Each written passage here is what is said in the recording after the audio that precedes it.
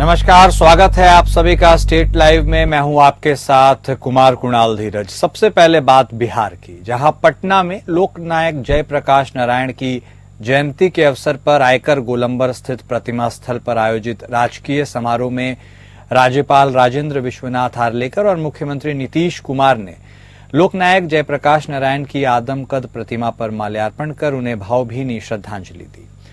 इस अवसर पर उप मुख्यमंत्री सम्राट चौधरी, बिहार विधानसभा के अध्यक्ष नंदकिशोर यादव, जल संसाधन और संसदीय कार्य मंत्री विजय कुमार चौधरी, सूचना और जनसंपर्क मंत्री महेश्वर हजारी सहित अनेक सामाजिक और राजनीतिक कार्यकर्ता मौजूद रहे।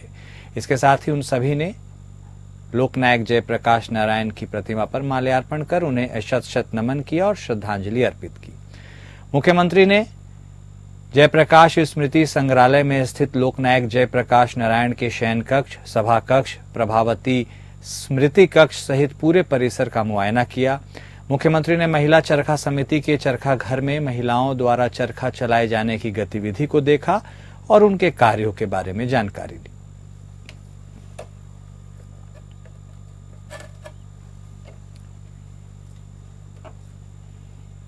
वहीं महान समाजवादी नेता स्वर्गीय डॉक्टर राम मनोहर लोहिया जी की पुण्यतिथि के अवसर पर राज्यपाल राजेंद्र विश्वनाथ हार्लेकर और मुख्यमंत्री नीतीश कुमार ने उनकी प्रतिमा पर माल्यार्पण की और श्रद्धांजलि अर्पित किया। पुण्यतिथि के अवसर पर कंकड़बाग के लोहिया नगर स्थित लोहिया उद्यान में आयोजित राजकीय समारोह में मुख्यमंत्री ने राम मनोहर लोहिया को नमन कर उनके व्यक्तित्व और कृतित्व का स्मरण करते हुए उनके अधूरे कार्यों को पूरा करने का संकल्प लिया। इस अवसर पर केंद्रीय पंचायती राज, मत्स्य पालन, पशुपालन और डेयरी मंत्री राजीव रंजन सिंह उर्फ ललन सिंह, उप मुख्यमंत्री सम्राट चौधरी, बिहार विधानसभा अध्यक्ष नंदकिशोर यादव सहित अनेक सामाजिक और राजनीतिक कार्यकर्ताओं ने भी राम मनोहर लोहिया की प्रतिमा पर माल्यार्पण किया। इस अवसर पर सूचना और जनसंपर्क विभाग के कलाकारों ने आरती पूजन, गीत और भजन कीर्तन का भी गायन किया।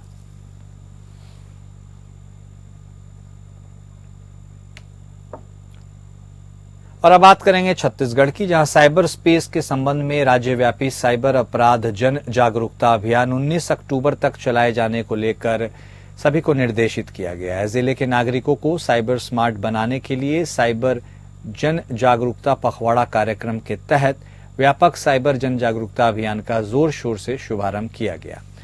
रायपुर पुलिस की साइबर और थानों की टीमों द्वारा रायपुर के अलग अलग थाना, विधानसभा, सिविल लाइन, मुजगहन, पुरानी बस्ती और गुढ़ियारी के विभिन्न दुर्गा पंडालों, रास गरबा कार्यक्रम स्थलों, कार्यालय, आवासीय कॉलोनियों सहित अन्य मुख्य चौक में साइबर जन जागरूकता पखवाड़ा के तहत साइबर जागरूकता कार्यक्रम का आयोजन किया गया। इसमें कई लोगों ने अपनी उपस्थिति दर्ज करवाई। इसके साथ ही पुलिस ने कई पैम्पलेट्स को भी बांटा, जिसमें लगभग कुल 2550 की संख्या में लोगों की मौजूदगी रही। विभिन्न चौक चौराहों जैसे कि देवेंद्र नगर, अमानाका चौक, गौरव पथ सिविल लाइंस और जयस्तंभ चौक में भी डिजिटल स्क्रीन्स में साइबर अपराध से संबंधित वीडियोस को दिखाया गया।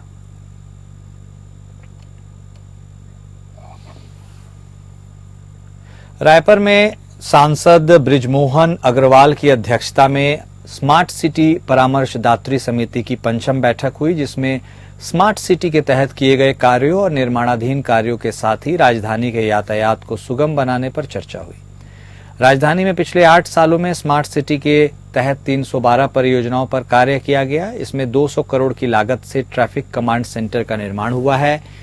शहर में तकरीबन 550 सीसीटीवी कैमरे लगे हैं, जिनमें से 80 खराब हैं और इनमें से 50 जंक्शन हैं, उनमें 8 खराब हैं, जिस पर सांसद बृजमोहन अग्रवाल ने स्मार्ट सिटी और ट्रैफिक पुलिस अधिकारियों को फटकार लगाई और कहा कि 1 महीने के भीतर सभी कैमरों और जंक्शन को शुरू किया जाए।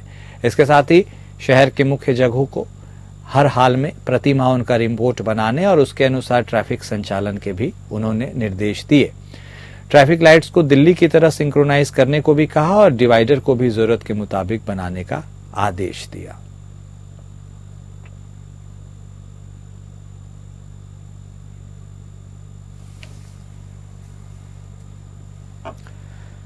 और अब बात महाराष्ट्र की करेंगे, जहां पूरा देश आज दशहरा का पर्व मना रहा है। इस मौके पर हर साल की भांति राष्ट्रीय स्वयंसेवक संघ ने भी शस्त्र पूजन का आयोजन किया।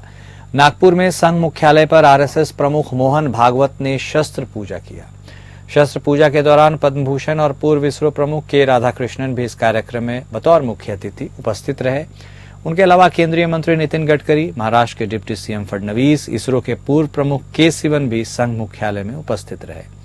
इस मौके पर अपने संबोधन में संघ प्रमुख ने कहा कि यह वर्ष महत्वपूर्ण है क्योंकि आरएसएस शताब्दी वर्ष में कदम रख रहा है। भागवत ने कहा कि भारत में आशाओं और आकांक्षाओं के अलावा चुनौतियां और समस्याएं भी हैं।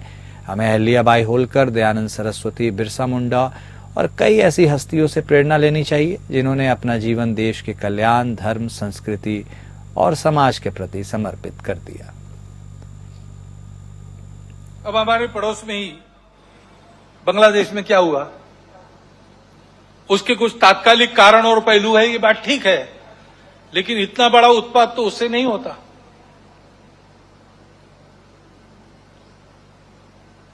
वो कारण, उनकी चर्चा जिनका विषय है वो करें, परंतु दो बातें ध्यान में आती है। पहली बात है कि उस उत्पात के कारण वहां के हिंदू समाज पर जो अत्याचार बार बार होते हैं, उस परंपरा को फिर से दोहराया गया।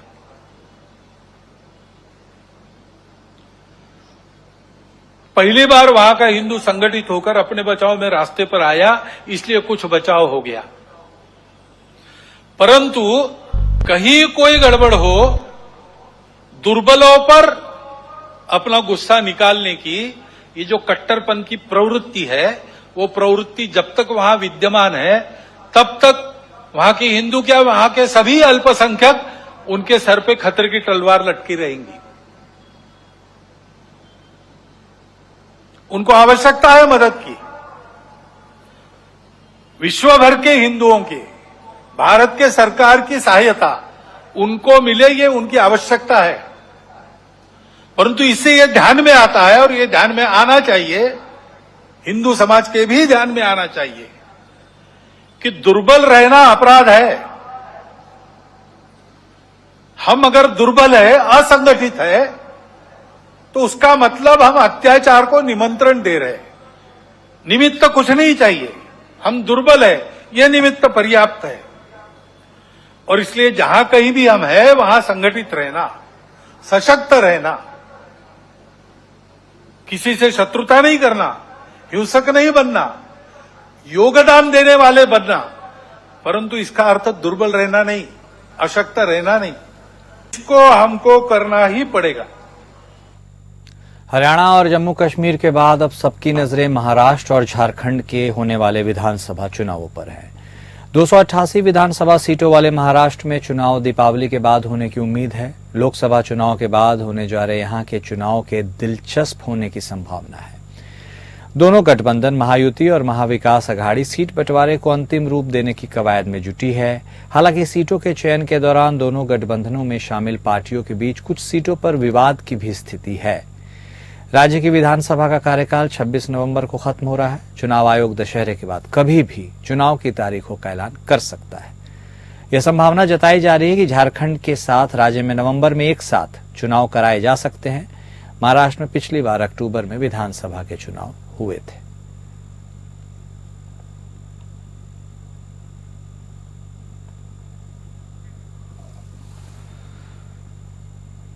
और अब जो हम आपको तस्वीरें दिखाएंगे, ये नजारा कहीं और का नहीं बल्कि मुंबई के चेंबूर परिसर के स्लम का है। यहां भी दबंग किस्म के लोगों ने गरीबों का जीना दुभर कर रखा है, जिसकी वजह से स्लम में रहने वाले अपना दुख दर्द बताएं भी तो आखिर किसे बताएं। जब ये अपने पर हो रहे अत्याचार की शिकायत बीएमसी अधिकारी तक पहुंचाते हैं, तब अधिकारियों के कान पर जूं तक नहीं रेंगती। उल्टे वो दबंग की बात सुन बैरंग लौट जाते हैं। गरीबों के आशियाने और गरीबों के घर तक आने जाने के रास्तों तक दबंगों ने निगल लिए हैं। बात यहीं खत्म नहीं होती। आने जाने वाली उस गली पर ही उन्होंने 3 मंजिला इमारत भी खड़ा कर दिया है। सरकारी अधिकारी तक चढ़ावा चढ़ा सके, इसलिए यहाँ के नागरिक गंदी नालियों में की ओर से आने जाने के लिए विवश हो चुके हैं और वहां की बदबू सूंघकर अपनी बदहाली बता रहे हैं। एक तरफ बीएमसी स्वच्छ मुंबई अभियान चलाई है, स्वच्छता के नाम का अभियान यहां तक तो पहुंच भी नहीं पाया है, क्योंकि संभवतः वहां के लोगों का मानना है कि स्वच्छता का वास्ता सिर्फ अमीरों के लिए ही चलाया जाता है, गरीबों की जिंदगी में इसके कोई मायने नहीं है। हम लोग इन लोग के पास बहुत बार हम लोग इन लोग के पास प्रॉब्लम लेके गए, मगर इन लोग ने कुछ नहीं। इन लोग ने ये अपने जो डिपार्टमेंट इतने जो खड़े किए, जी बहुत बोलते ना कि बहुत बोलते ना इसका रिस्क है, क्योंकि हम लोग का ये रास्ता था पहले। अच्छा, ये जो रास्ता हम लोग बॉर्न यहाँ से ही है, हम लोग का ये रास्ता था। ये रास्ते से आगे आपने देखा, तो ये रास्ते पे इनक्रोच कर दिया गया। आपने देखा रहेगा कि ये रास्ते के आगे जो बस स्टॉप के पीछे की जो जगह है, जो खच्चर कुंडी की जगह है, इन लोग ने अपनी प्रॉपर्टी बना ली है। इसका हम लोग को इशू नहीं है, मगर जो पब्लिक की प्रॉपर्टी है ये इन्होंने ले लिया है। ठीक है, ये इशू है। और ये इन लोग का ये जो बिल्डिंग आप देखोगे, आप ये पीछे देखो, ये जो नीचे जो है, ये जो नीचे ये लीगल है अनलीगल है आई डोंट केयर, मगर मुझे इसका ये है कि ये जो इन लोग के जो टॉयलेट का लेटरिन का जो बाथरूम आता है, ये पूरा यहाँ पे एरिया, छोटे बच्चे आप यहाँ पे देखोगे कि यहाँ पे पूरा एरिया ये नाली के जरिए बह जाता है। ये नहीं, ये एरिया की एंट्री है, जो एरिया में यहाँ से लेके वहाँ तक सब बच्चे खेलते हैं, ये खेलने का प्लेस है। और यहाँ से पूरा जो मतलब अभी तो फिलहाल सूखा दिख रहा है, ये काफी दिन ये जो पूरा लैट्रिन का पानी पूरी गंदगी। वहीं महाराष्ट्र के नवी मुंबई अंतर्राष्ट्रीय हवाई अड्डे पर भारतीय वायुसेना के C-295 विमान की पहली सफल लैंडिंग हुई। मुख्यमंत्री एकनाथ शिंदे और उप मुख्यमंत्री फडणवीस विमान लैंडिंग के दौरान मौजूद रहे। इस दौरान मुख्यमंत्री शिंदे ने विमान में उड़ान भी भरी। एयरपोर्ट पर मल्टी रोल टेक्निकल एयरलिफ्टर यानी IAF C-295 ने उद्घाटन लैंडिंग की। अडानी ग्रुप के ग्रीनफील्ड अंतर्राष्ट्रीय हवाई अड्डे के डेवलपमेंट में एक महत्वपूर्ण मील का पत्थर साबित होने जा रहा है। इस अंतर्राष्ट्रीय एयरपोर्ट का निर्माण महामारी के दौरान अगस्त 2021 में शुरू हुआ था और 2025 की शुरुआत में यह शुरू होने वाला है। आजचा दिवस हा नवी मुंबई नाही तर महाराष्ट्राच्या इतिहासातला सुवर्णाक्षरांनी लिहून ठेवावा असा दिवस आहे। कारण याचा इंतजार याची आपण आतुरतेने वाट पाहत होतो की नवी मुंबई आंतरराष्ट्रीय एअरपोर्ट हे लवकरात लवकर सुरू झालं पाहिजे। कारण मुंबई एअरपोर्टला असलेली गर्दी लक्षात घेता या नव्या मुंबई एअरपोर्टचे महत्व सर्वसामान्य लोकांना आणि प्रवाशांना अतिशय महत्वाचं आहे।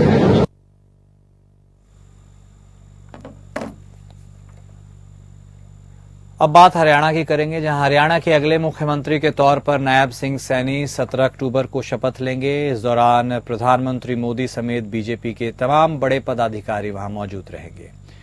बीजेपी राज्यों के मुख्यमंत्री भी शपथ ग्रहण समारोह में शामिल होंगे। सैनी का शपथ ग्रहण दशहरा ग्राउंड सेक्टर 5 पंचकुला में होगा। इसके लिए 10 बजे का समय निर्धारित किया गया है। केंद्रीय मंत्री और हरियाणा के पूर्व मुख्यमंत्री मनोहर लाल खट्टर ने कहा कि हमें प्रधानमंत्री की मंजूरी मिल गई है।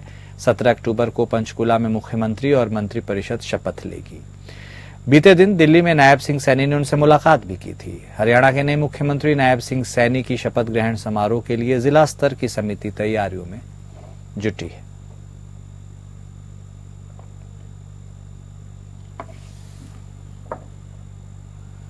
हरियाणा के साइबर सिटी गुरुग्राम के सेक्टर 9 के हाउसिंग बोर्ड में उस समय हड़कंप मच गया जब जिम जा रहे युवक युवती पर एक युवक ने पार्किंग विवाद को लेकर फायरिंग कर दी।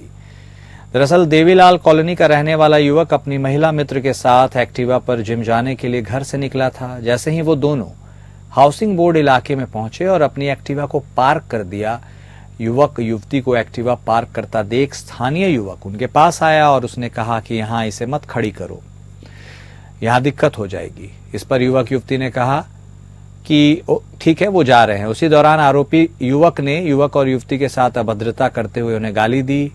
युवक ने दोनों पर फायरिंग भी कर दी। गनीमत रही कि फायरिंग में गोली किसी को लगी नहीं, बस गोली के छर्रे युवती की बाजू को रगड़ते हुए पार कर गए।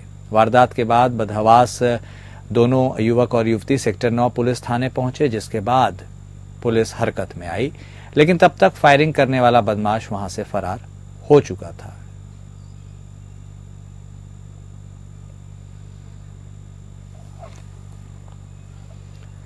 और अब खबर पंजाब से, जहां पंजाब के खन्ना नेशनल हाईवे पर मलेर कोटला चौक के पास एक हादसा हो गया। स्क्रैप से भरा ट्रक बेकाबू होकर पलट गया। हादसे में ड्राइवर की जान थोड़ी देर के लिए बच सकी, मगर इसके बाद घायल ड्राइवर पुल की स्लैब के ऊपर लेट गया और 40 फीट की ऊंचाई से गिरने के बाद मौके पर ही उसकी मौत हो गई। मृतक की पहचान दीपू वर्मा के रूप में हुई है। वह यूपी का रहने वाला है, जिला गोंडा का बताया जा रहा है। दीपू वर्मा लुधियाना के भगवान चौक के पास रहता था। उसके साथ ही लुधियाना में स्क्रैप वाली गाड़ी चलाने का काम करता था।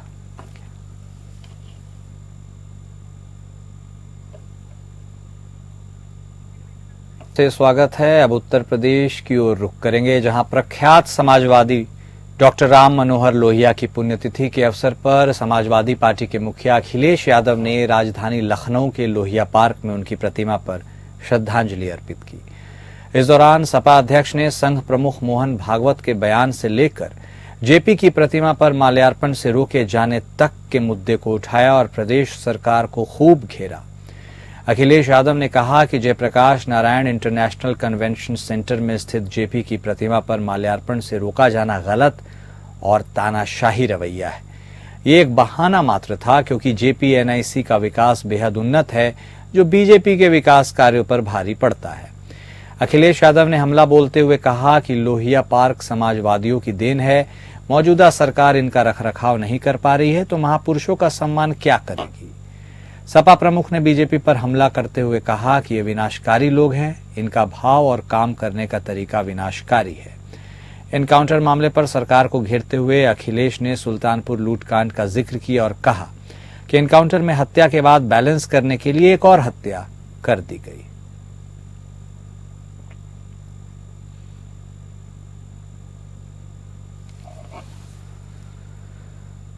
यूपी के रामपुर स्थित पीपली के घने वन के बीच में माता बाल सुंदरी का प्राचीन मंदिर है, जिस पर बड़ी संख्या में भक्त अपनी आस्था को कतारबद्ध तरीके से पूजा अर्चना के माध्यम से प्रकट करते हुए देखे जा सकते हैं।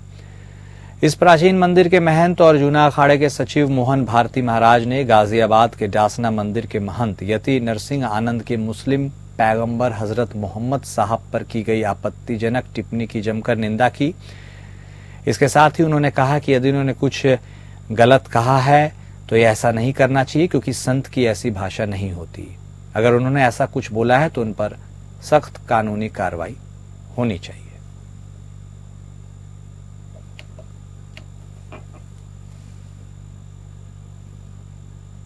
डासना वाले में अगर यति जी ने कुछ गलत बोला है तो उनके खिलाफ एफआईआर हो, लेकिन एक समूह के द्वारा मंदिरों पर जो हमला करने की कोशिश हो रही है उसका हम विरोध करते हैं और उस पर तुरंत कार्रवाई होनी चाहिए। यति जी ने अगर कुछ गलत करा है तो एफआईआर कर उन पर जो कार्रवाई है वो कानून अपना काम करे, लेकिन कानून दोनों तरफ से काम करे। कुछ विशेष लोग जो मंदिरों पर हमला कर रहे हैं जगह जगह, उनको भी रोका जाए सख्ती के साथ। इसका तीव्र विरोध करते हैं। अच्छा गुरुजी, आप भी एक संत हैं, और क्या संत की ये भाषा हो सकती है क्योंकि सब धर्म का सम्मान किया जाता है संतों के? इसमें कुछ ऐसा भी आ जाए कि कुछ मीडिया ने एडिट कर दिया है, यूट्यूब वालों ने, तो उसकी तथ्यों पे जांच हो, और संत की भाषा ऐसी नहीं होती है। अगर गलत है तो उस पर कानूनी कार्रवाई हो।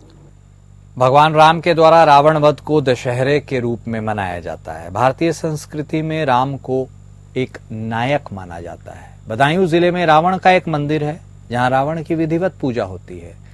दशहरे के दिन इस मंदिर में विशेष पूजा होती है। इस मंदिर की सबसे खास बात यह है कि इस दिन शादी की मन्नत मांगने वालों की मुराद जल्द पूरी होती है। बदायूं की सदर कोतवाली क्षेत्र के साहूकारा मोहल्ले में यह रावण का मंदिर है। रावण के मंदिर में भगवान शिव की भी मूर्ति लगी हुई है, क्योंकि रावण शिव भक्त था और उनका उपासक। यहाँ दशहरे के पर्व पर रावण के मंदिर में रावण की विशेष पूजा की जाती है। लोग दूर दूर से यहाँ आते हैं। वहीं मंदिर की पुजारिन रश्मि शर्मा ने बताया कि जिन लोगों की शादी नहीं होती वह यहाँ आकर रावण की पूजा करते हैं और मन्नत मांगते हैं, तो उनकी शादी हो जाती है और फिर वह यहाँ पर प्रसाद चढ़ाने आते हैं।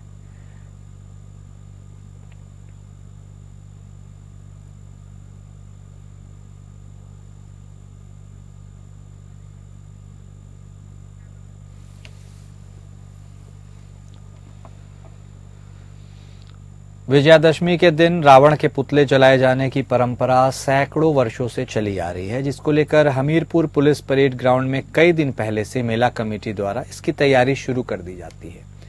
इस बार दशहरे मेले में रावण और मेघनाथ के पुतले आकर्षण के केंद्र बने रहे। बीते वर्षों से रावण और मेघनाथ के पुतलों की लंबाई 6 फीट तक बढ़ाई गई है। इस वर्ष 42 फीट रावण के पुतले की लंबाई है और 36 फीट मेघनाथ के पुतले की। दशहरे मेले में हजारों की संख्या में लोग रावण का दहन देखने आते हैं। मेले में सुरक्षा व्यवस्था को लेकर भी पुलिस बल की तैनाती की गई है।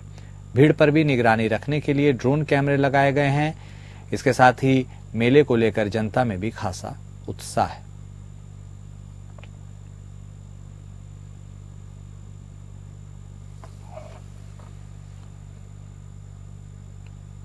मैनपुरी के बेवर थाना क्षेत्र में शनिवार सुबह अज्ञात वाहन ने साइकिल सवार लोगों को रौंद दिया। तीनों ही राशन का सामान लेने के लिए घर से निकले थे। अज्ञात वाहन की चपेट में आकर इन तीनों की मौत हो गई। सूचना मिलते ही पुलिस और गांव के लोग मौके पर पहुंचे। पुलिस ने इन शवों को कब्जे में लेकर उन्हें पोस्टमार्टम के लिए भेज दिया है।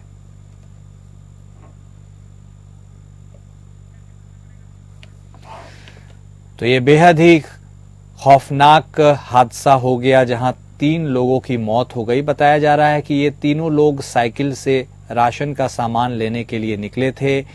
इसके साथ ही वह एक अज्ञात वाहन की चपेट में आ गए हैं।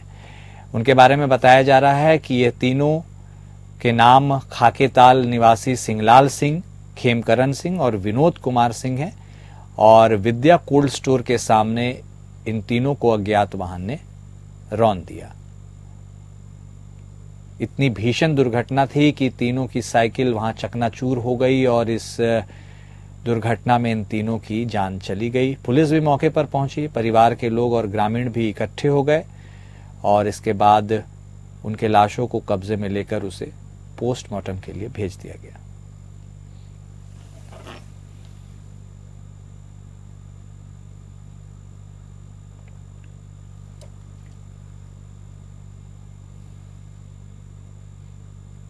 तो ये बेहद हृदय विदारक दुर्घटना उत्तर प्रदेश के मैनपुरी में हुई, जहां 3 लोगों की सड़क दुर्घटना में मृत्यु हो गई। इन तीनों को किसी अज्ञात वाहन ने रौंद दिया। यह पूरा वाकया बेवर थाना क्षेत्र में हुआ, जहां 3 लोग साइकिल पर सवार होकर निकले थे, राशन लेने के लिए जा रहे थे और उसी में एक अज्ञात वाहन की चपेट में आ गए।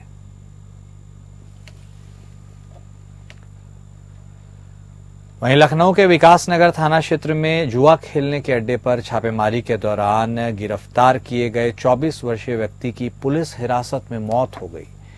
मृतक के परिवार ने पुलिस पर उसे पीट कर मार डालने का आरोप लगाया है।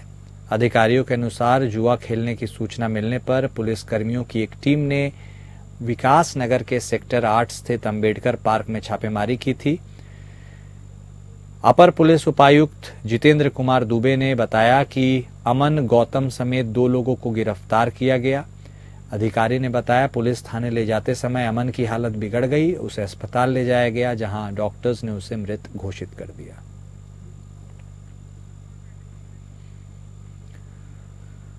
तो ये लखनऊ की खबर हम आपको बता रहे हैं, जहां जुआ खेलते पकड़े गए एक व्यक्ति की पुलिस हिरासत में मौत की खबर ने वहां के लोगों को हैरत में डाल दिया है। परिवार वालों का कहना है कि पुलिस के द्वारा उसकी पीट कर हत्या कर दी गई है। हालांकि पुलिस अधिकारियों का कहना है कि 2 लोगों को गिरफ्तार किया गया था, जिसके बाद उन्हें थाने ले जाया जा रहा था। इसी बीच एक व्यक्ति की तबीयत बिगड़ी, उसे अस्पताल भर्ती कराया गया, लेकिन उसकी जान चली गई।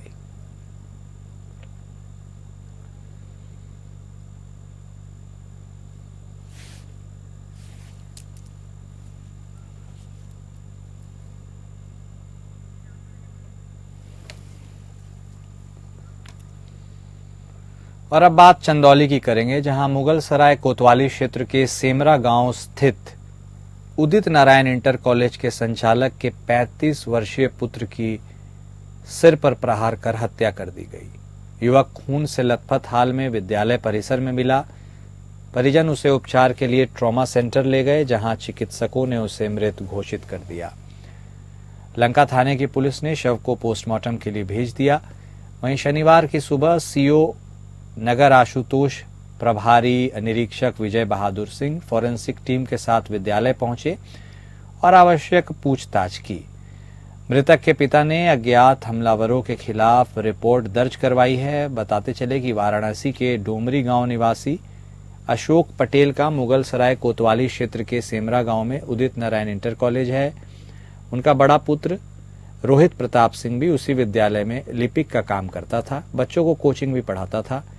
शुक्रवार सुबह लगभग 10 बजे वह घर निकल गया, लेकिन शाम तक घर नहीं लौटा। रात में रोहित के दोनों भाई उसे खोजने निकले। विद्यालय में रोहित खून से लथपथ हालत में मिला। सिर पर गंभीर चोट थी। प्राथमिक उपचार के बाद उसे ट्रॉमा सेंटर ले जाया गया, जहां चिकित्सकों ने उसे मृत घोषित कर दिया।